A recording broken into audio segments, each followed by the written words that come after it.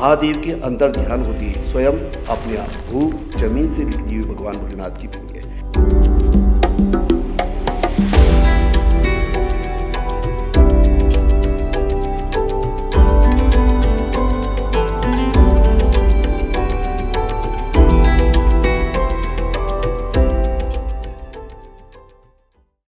साधु संतों की तपोस्थली है कालेश्वर मठ। इस कालेश्वर मठ को कई राज्यों की सीमाएं छूती है। सबसे पहले हिमाचल, फिर उत्तराखंड और फिर उत्तर प्रदेश।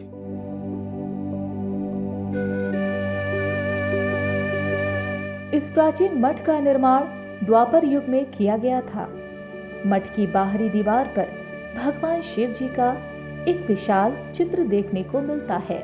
मंदिर में भगवान शिव का अति प्राचीन स्वयंभू शिवलिंग भी है, जिसके मूल में ब्रह्मा जी, मध्य में विष्णु जी का चक्र और ऊपर भगवान शिव हैं। स्कंद पुराण में ऐसा वर्णन आया है कि जमुना के पश्चिमी तट पर कालेश्वर महादेव के पीछे पिंडी रूप में कालेश्वरी देवी स्थित है। मंदिर प्रांगण में प्रवेश करते ही बाग में 2 गदा देखने को मिलती है। कुछ कथाओं के अनुसार ये गदा पांडवों के मठ में आगमन के साथ जुड़ी हुई हैं। यहाँ पर आप जो ये गदा देख पा रहे हैं, एक छोटी गदा है और एक बड़ी गदा है। किसी को नहीं पता कि ये गदा आखिर कहाँ से आई और इसको उठाना बेहद मुश्किल है। दिव्य शिव मंदिर के भीतर सबसे पहले नजर पड़ती है प्राचीन शिवलिंग पर। स्वयंभू शिवलिंग पिंडी भगवान भोलेनाथ के आप जैसे देख रहे हैं सामने, तो नीचे इसमें नाभि की आकृति है। नाभि में ब्रह्म देवता का वास होता है।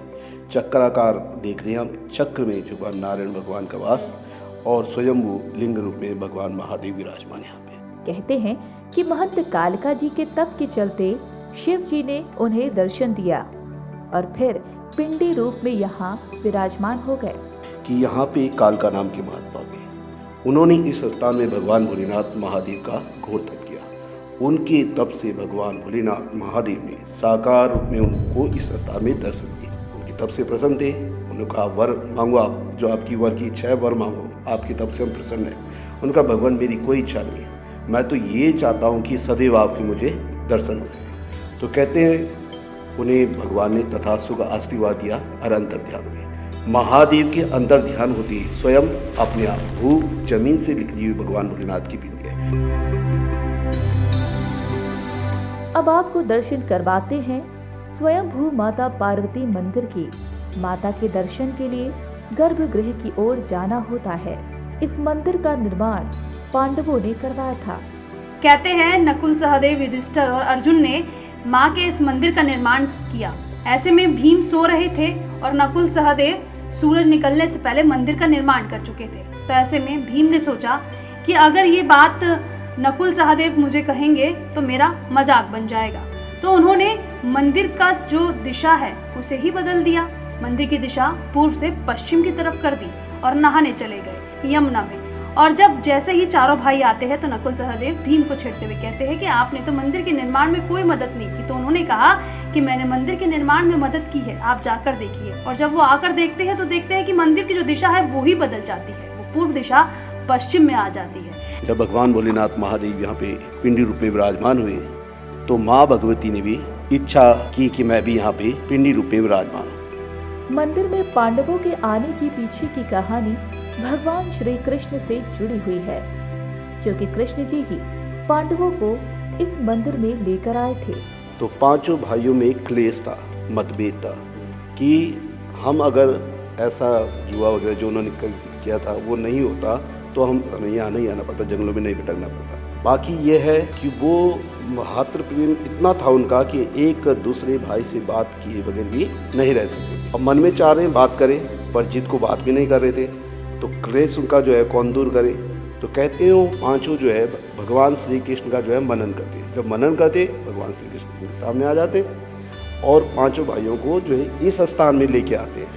और यहाँ पे पांचों पांडवों से भगवान भोलेनाथ महादेव का जो है अभिषेक करवाते हैं, पूजन करवाते हैं। अभिषेक पूजन करने के बाद जो भाइयों में क्लेश था वो भगवान की कृपा से दूर हो जाता है। कई संत महात्मा मंदिर निरंतर आते रहते हैं। ऐसे ही एक संत जब हमारे यहाँ पधारे तो अपने साथ राम सेतु के कुछ पत्थर भी लेकर आए। इन पत्थरों की खास बात यह है कि ये पानी में डूबते नहीं हैं। शिवरात्रि के दिन आधे हिंदुस्तान के कम से कम 8-10 प्रांतों से लोग यहाँ आते हैं। पंजाब से आते हैं, हरियाणा से आते हैं, हिमाचल से आते हैं, उत्तराखंड से आते हैं, दिल्ली से आते हैं, उत्तर प्रदेश से आते हैं, राजस्थान से आते हैं। तो हजारों की संख्या में यहाँ जो है श्रद्धालु आते हैं। पूरी रात जो है चारों पहरों में भगवान शंकर का पूजन होता है। इस अलौकिक मंदिर के प्रति भक्तों की आस्था काफी ज्यादा है। आज के लिए बस इतना ही। फिर आपसे जुड़ूंगी नई जगह से, नई कहानी और नई कथाओं के साथ।